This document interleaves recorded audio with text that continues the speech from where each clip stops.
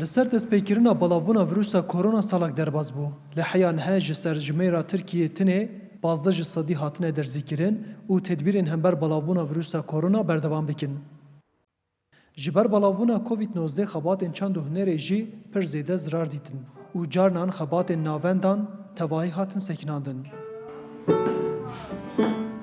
لوانه یک جوان جهان ناوندا چند هنرا آنکایه. خباتên wan dibin tedbîrên hember belavbûna vîrusa korona da berdewam dikin.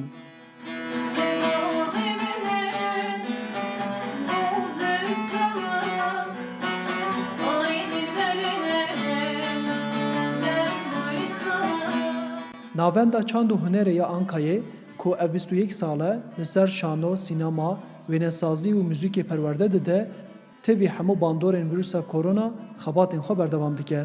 Perwerdaya şagirtan an biriya internetê an jî wek komên biçûk tên berdewam kirin. Serkarî me jî gelek zehmetek mezin bû yani em me şeş heft me girt navenda xwe. Şagirtê me jî em belav bûn çûn, em tirsa pandemî nayên naçin. Bu me zehmetek mezin bû yani. Mamosteya muzîkê Ayfer Demir got ku wan tiştî belavbûna vîrusa korona piranî li malê li ser internetê şagirtên xwe perwerde dikirin û wê got ku wan hewil daye ku şagirtên wan ji vê pêvajoya pandemiyê di aliyê nêrînî da bandorê nebistînin.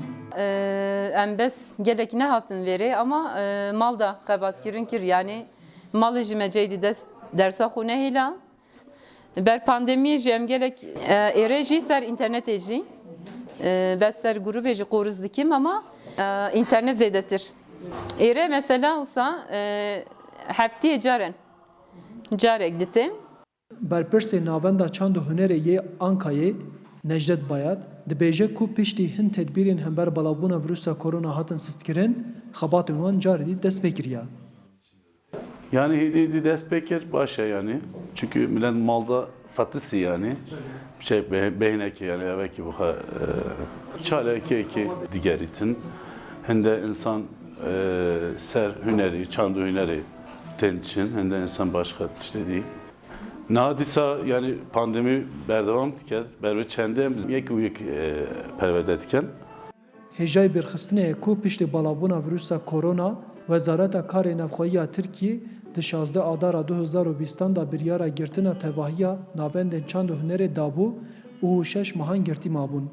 Ji Adara 2020 vir ve hin caran navendên çand û hunerê hatibin vekirin û girtin jî girtina salonên sînemayê û şanoyan bi biryara wezaretê berdewam dike. Arif Aslan, Dengê Amerîka, Wan.